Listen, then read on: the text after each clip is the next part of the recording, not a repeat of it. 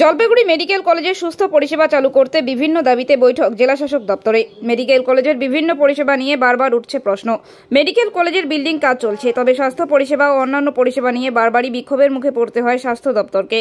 স্বাস্থ্য দপ্তরের বিভিন্ন সমস্যার কথা জানিয়ে অন্যান্য দপ্তরের আধিকারিকদের নিয়ে জলপাইগুড়ি মেডিকেল কলেজের সুস্থ পরিষেবা চালু করতে স্বাস্থ্য সহ অন্যান্য দপ্তরের সঙ্গে জলপাইগুড়িতে সমন্বয় বৈঠক অনুষ্ঠিত হলো মঙ্গলবার। জেলা শাসকের কার্যালয়ে আয়োজিত এই বৈঠকে স্বাস্থ্য বিভাগ ছাড়াও পুলিশ, পঞ্চায়েত, পূর্ত প্রভৃতি দপ্তরগুলো থেকে পদস্থ আধিকারিকেরা উপস্থিত ছিলেন। এই বৈঠক প্রসঙ্গে জলপাইগুড়ি মেডিকেল কলেজ ও হাসপাতালে এমএসভিপি কল্যাণ খা জানান, জলপাইগুড়ি সুপার স্পেশালিটি হাসপাতালের সামনে অবস্থিত রাস্তা ড্রেন নিয়ে সমস্যা সামনে আসে। এই ব্যাপারটি পাশাপাশি সুপার স্পেশালিটি হাসপাতালের মর্গ বা মর্চুয়ারিটিকে অত্যাধুনিক শীততাপ নিয়ন্ত্রিত যন্ত্র বসিয়ে নতুন করে চালু করার কাজ চলছে।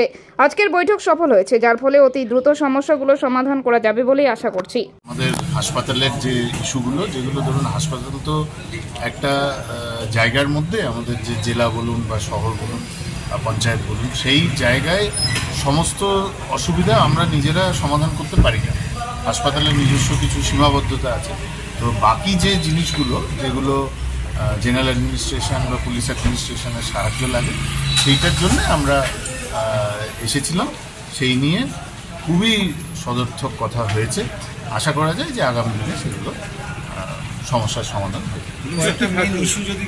মেন ইস্যু যেমন ধরুন এনক্রোচমেন্ট, আমাদের SSH একটা তো বড় ইস্যু, এনক্রোচমেন্টের বিষয়টা, সেগুলো থেকে শুরু করে বাকি যে ধরুন আমাদের ওখানে SSH এর সামনে যে ড্রেনটা, প্রতিবার যেটা ইয়ের সময়, বর্ষার সময় অসুবিধা হয়, সাধারণ মানুষের অসুবিধা হয়, সেইগুলো নিয়ে আলোচনা হয়েছে।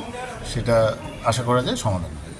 আর এই যে ধরেন মানে যে দেহগুলো রয়েছে আর কি কথা হয়েছে, সেটা তো মিউনিসিপ্যালিটি, পুলিশ এবং ডিএম অফিস, তারা প্রত্যেকে যাতে রুটিনলি নেওয়া হয়, কারণ আমাদের এখানে রেগুলারলি হচ্ছে, বডি আসছে।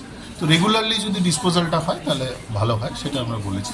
আর দ্বিতীয় হচ্ছে যে আমাদের যে তিস্তার সময় যে বডিগুলো আমাদের এখানে এখনও রয়েছে আনক্লেম বডি, সেইগুলোর বিষয়ে কিন্তু ডিএম অফিস ভীষণ রকম আমাদের সাহায্য করেছিলেন। সেই সময়তেই আমাদের যে ফ্রিজারগুলো তৈরি করার জন্য যে পারমিশন এবং তার যে কাজের যে AFS, সেটা আমরা ডিএম অফিসের জন্যই পেয়েছি। এখনো পর্যন্ত কতগুলো বডি আছে আনক্লেম, ওই তিস্তায় যেগুলো ভেসে এসে?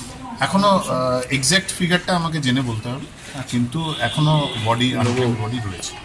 কি অবস্থায় আছে এখনো এক্স্যাক্ট সংখ্যাটা আমাকে জেনে বলতে হবে, কিন্তু এখনো আনক্লেম বডি আমাদের ডিস্ট্রিক্ট হসপিটালের যে পুলিশ মর্গ, সেখানে রয়েছে। SSH এ কাজ চলছে, সেখানে মর্গের যে ফ্রিজার